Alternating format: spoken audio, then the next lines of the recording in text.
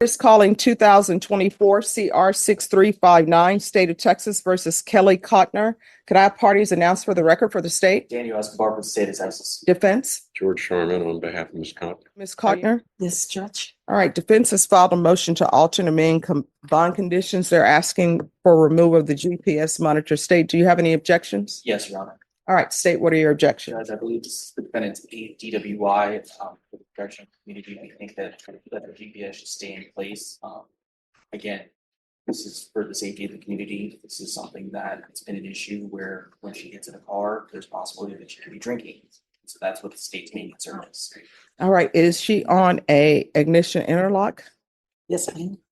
Well, no, excuse me. Don't do that unless you're called as a witness. Does ignition interlock address that issue or does it not address the issue? Judge, again, the worry is that the frequency of the DWI is the number. It's that an ignition interlock on one car doesn't mean that she's completely unable to get into another car. So that's why the state's concern for GPS is also to have that in place to have extra protection. All right, so how will GPS show she's not in a vehicle though? Well, Judge, if she has any type of full house arrest or partial, we know where she is. We know what type of hours, what her movement's going to be. If she's not on GPS and we have no idea where she's going, she can leave her car with the ignition interlock there at home and then immediately get into a car that's not with the ignition interlock. All right, so she has put in here, or at least there's a letter attached to the motion stating that she is helping someone go to their doctor's appointments. So do you have any objections to her going to doctor's appointments with someone? To her, the doctor's appointments, no. No. It's to another person, Mr. Eloy Lopez. All right, first question, defense. Yep. Is this, the state has said that she has allegedly over 8 DWIs. Does she allegedly have over 8 DWIs? That have been alleged, yes. Okay. All right, so you've heard the state's concerns. Well, I would like Ms. Cotner just to tell you why she needs to do this. Hey, Ms. Cotner, just explain to the judge why you need to get that off of you to help this gentleman. Why? I am currently the caretaker for an elder gentleman by the name of Eloy Lopez Sr. And Mr. Lopez is 87 years old and he has some cognitive decline. And he's recently I helped him recover. I administered drops and home recovery from 2 cataract surgeries. He loves me like a daughter now. I do everything. I feed him. I wash his dishes. I make sure that he does not have any falls. He uses a walker to get around, and he depends on me.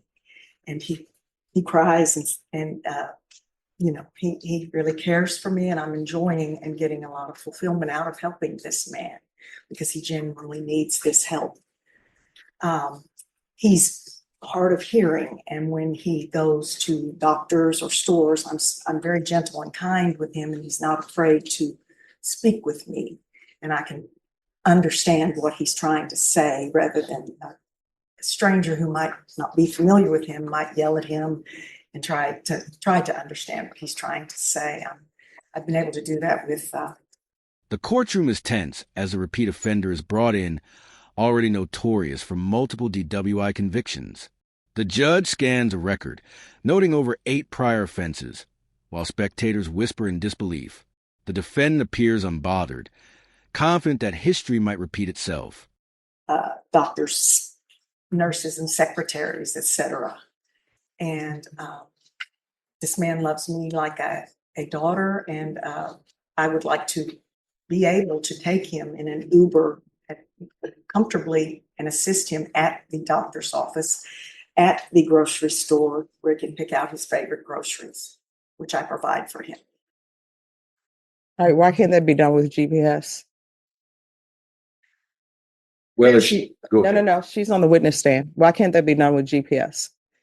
Well, Your Honor, I've had no violations after 8.5 months on GPS. No. My question is, why can't that be done with the GPS? Well, I have to put in 24 hours notice for any GPS needs, which I've been able to do successfully for any needs of my own.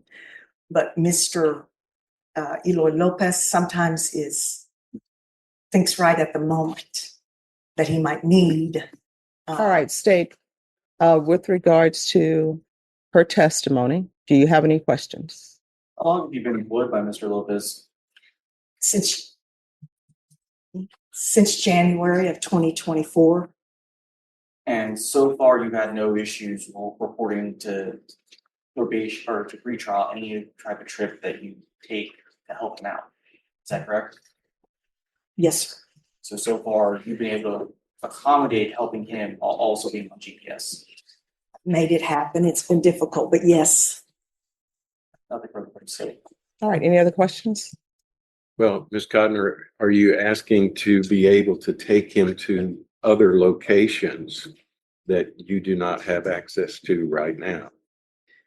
Well, I have access to, what do you? Well, in other words, you are in lockdown at home, correct? Yes, sir. Okay. And if he needs to go somewhere, you can't take him without permission. Is that correct? Correct. All right. Are you asking the judge to allow you to take him where he needs to go without having to contact pretrial services? Yes, sir. All right. So this is the court's suggestion. My suggestion is you all step back. I'm not going to remove GPS. The problem is, one, people in my court, I don't allow them to be home healthcare providers, and that's what she's doing. However, she's not been convicted of this offense for the court. So the occupation is her occupation. I'm assuming, hopefully, that the family knows her history before they hired her. So I'm not going to remove the GPS. Y'all need to step back and work on a schedule. And that will be her schedule because she is on partial. So y'all work on a schedule that includes the person that she is caring for. And I would suggest that an address for that gentleman be included in this. Kelly Cotner. Ma'am, what did you say?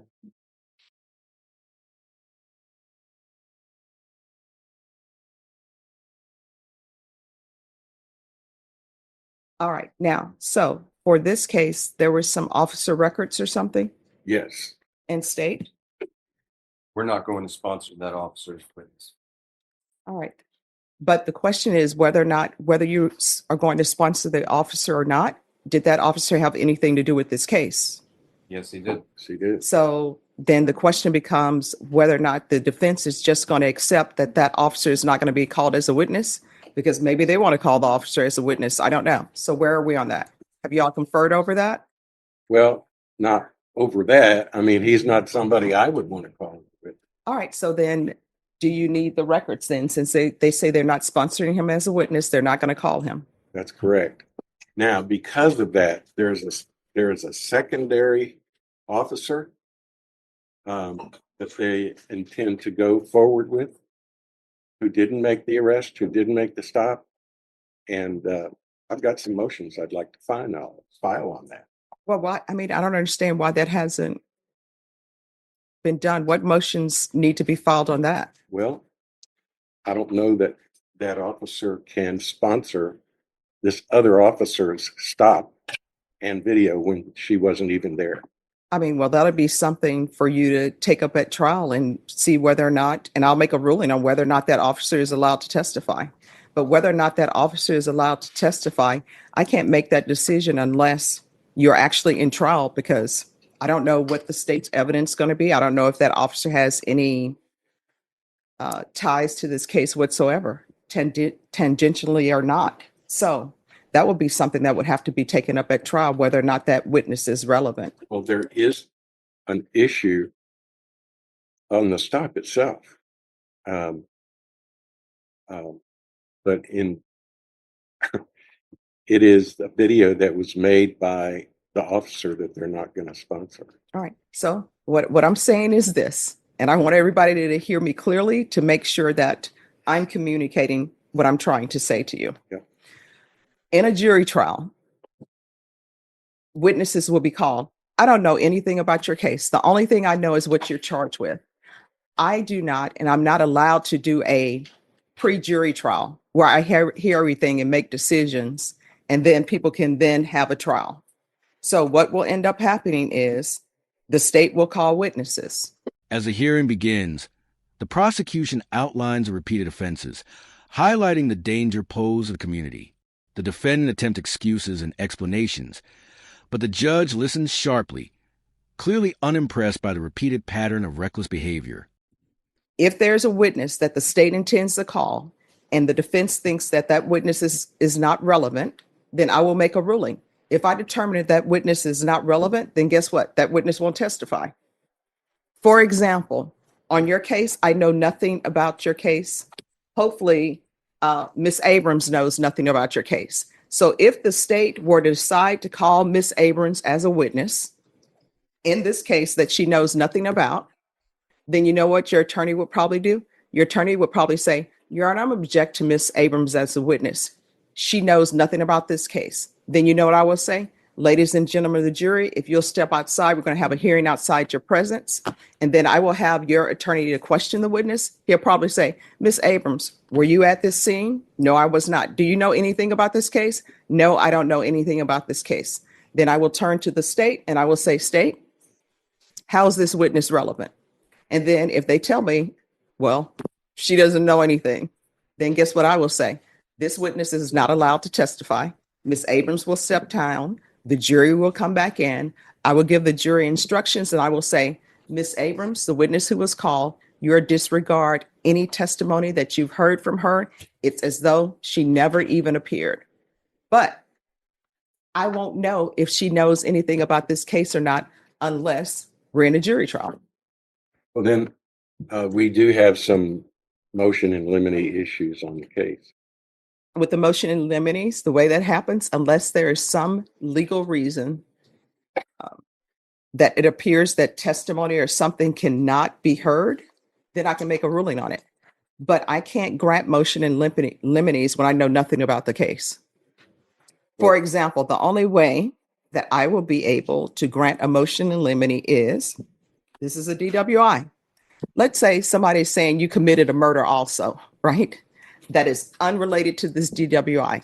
With that, I can say that is not coming in whatsoever. But usually with motion in limines, it's different things where the attorney does not want certain things brought before the jury. And what I'll tell everybody is I'll say, look, state or defense, if the state has a motion in limine, I'll say, if you're going to get into the fact that she cut down Auburn's oak tree or whatever, I'll be like, y'all need to approach before you question that witness about that. And then the jury will go outside and then we'll talk about it. And I'll say, okay, what does her poisoning or cutting down the tree in Auburn have to do with this case? And again, if it has nothing to do with the case, I'll be like, it's not coming in. Or if I find that it's more prejudicial than probative, it's not coming in. But I can't make those decisions until I know what's going on with the case, because the only thing I know about your case is what you're charged with. I don't know any facts of the case whatsoever. I don't know. The only way I know about blood draws or whether was there a blood draw or not is because of discovery issues that were asked for. So that's where we are. Well, Judge, I do believe I have a right to file a motion to suppress the blood draw. I have a but has that been file filed? a motion to suppress the video. Has it been filed? I'm going to file it now, but this is the first notice that I received that they're not going to use that witness at all. Okay. So I'm asking you to give me a 2801 pretrial hearing. Well, you all need to file those and file it today, and it'll be heard today. Thank you. I don't know that I can file it today. This case has been going on since July 2024. And I know Ms. Cotner is ready for this case to be concluded. And this case is going to be concluded. So it needs to be filed today. We've been here forever on this case. Well, So Judge, file the this motion. is the state's delay, not mine. Mhm. You understand that? I do understand that. And what I'm Okay. telling you is motions need to be filed, and those motions need to be filed today. I don't know how many other ways I can say it. All right. Your So- motion needs to be filed today. I will file it today, but it's what I heard you say you would hear it today. Mhm. File your motion. State, have your witnesses here. Discuss, confer. Okay. Very good.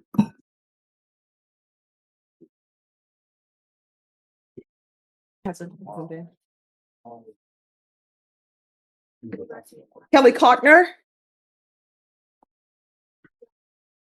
Court is calling 2024 CR 6359, State versus Kelly Cottner. Could I have parties announced for the record for the state? Harris Tatum. Defense? George Sharman on behalf of Ms. Cotner. And are you Ms. Cottner? Yes, ma'am. Ms. Cottner, did you review the document entitled Application for Community Supervision with your attorney? Did you understand it and sign it? Yes, State, sir. are you proceeding on the indictment as presented? No, Your Honor, waiving the habitual offender enhancement allegation. Any objection? No objection. The turning point arrives as the judge questions the defendant directly, pointing out the sheer number of prior convictions and the lack of learning from past consequences. The courtroom falls silent, tension thickening the air, as the defendant realizes the gravity of the situation. All right, did you review the document entitled Court Admonishments and Defendant's Waivers and Affidavit of Admonitions with your attorney? Did you understand it and sign it in both places? Yes, Your Honor. Well, all places. Did you understand you're charged with driving while intoxicated, third or more? That's a third-degree felony. Range of punishment is anywhere from 2 to 10 years in prison and up to a $10,000 fine. Yes, Did you review the plea bargain page with your attorney? Did you understand it? Yes, Your Honor. According to the plea, punishment is to be assessed at 8 years in the prison. The state recommends community supervision. Did you understand that to be the plea? Yes, Your All Honor. right, outside the agreement, the state is recommending that your community supervision be for a term of 8 years. There be a TAP evaluation, 10 days in the Bexar County Jail as a condition, DWI intervention, victim impact live, and ignition interlock for half the term.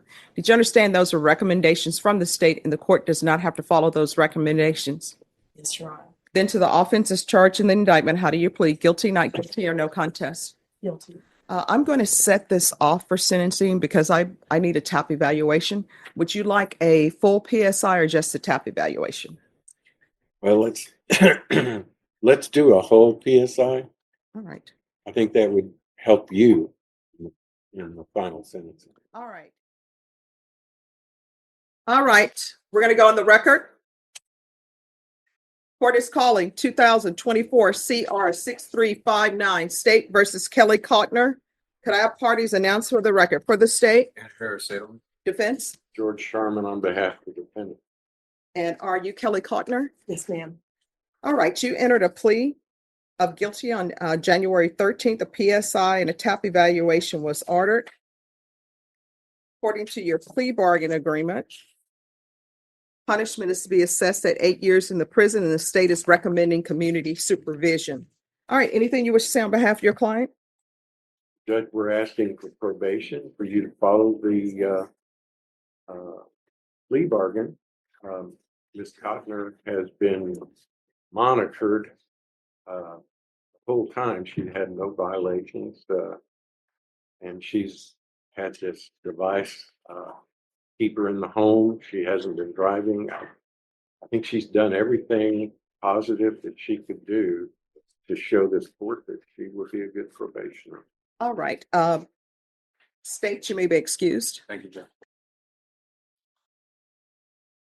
All right, this is what the court is going to do.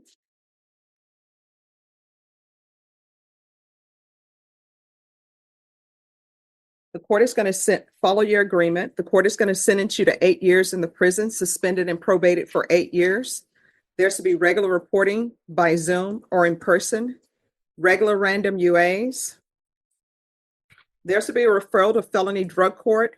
Probation, she's already been accepted to felony drug court. They were just waiting for the outcome of her application.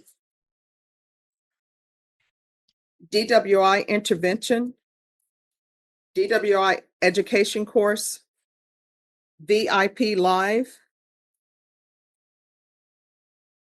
ignition interlock for half the term. There's to be 200 hours of community service restitution. Do you have any hobbies? What do you do? Well, I like to read and go to AA meetings Okay. and visit with family and friends. All right. So are you employed? No, ma'am, I am retired, but due to expenses, I may have to seek part-time employment. Okay. And who do you live with? I live with a very nice elderly gentleman. He's a veteran. His name is Mr. Eloy Lopez Senior. Mhm. I rent the room in his home. All right, so there's going to be 200 hours community service restitution. How often are you doing AANA meetings? Usually I try daily, but I would average 3 to 5 times a week minimum online because I've been under and am currently on 24/7 house arrest. All right, on so DPS. there's going to be sober support meetings 3 times per week, field visits 1 time per month until further notice. And I'm not going to order proof of employment because she's retired. But if she obtains employment, there's to be no employment. Sorry, excuse me. As a home health care provider or with minors. All right, is there anything else you need from the court to be successful? No, ma'am, I would just like to say, Your Honor, that I'm very, very sorry. Words can't effectively convey the remorse I feel for ever having endangered a life. The safety of the community is the most important thing for anyone. I'd like to continue the life I've been leading since this incident happened, and that is a good Christian life. Practicing, putting God first and practicing my AA program daily, no days off. It's 24 hours a day, 7 days a week. And I'd like to continue that. I'd like to continue the help that I'm able to give others in recovery. And if I can help just one person not to drink and drive, then I'll feel very good. And I'd also like to thank you, Your Honor, your prosecutors, and your entire court staff for such grace and professionalism. I truly thank y'all. And this is truly a gift. And I thank you so much. And I thank God. Thank you. Oh, thank you so much. You've made my day. I appreciate that. You're always on time. You're always dressed appropriately. Finally, the judge delivers a firm and uncompromising verdict, leaving no room for leniency. The defendant, visibly shaken, is forced to face the consequences of a long history of DWI offenses. The courtroom witnesses the decisive authority of Judge Boyd as justice is served with full force.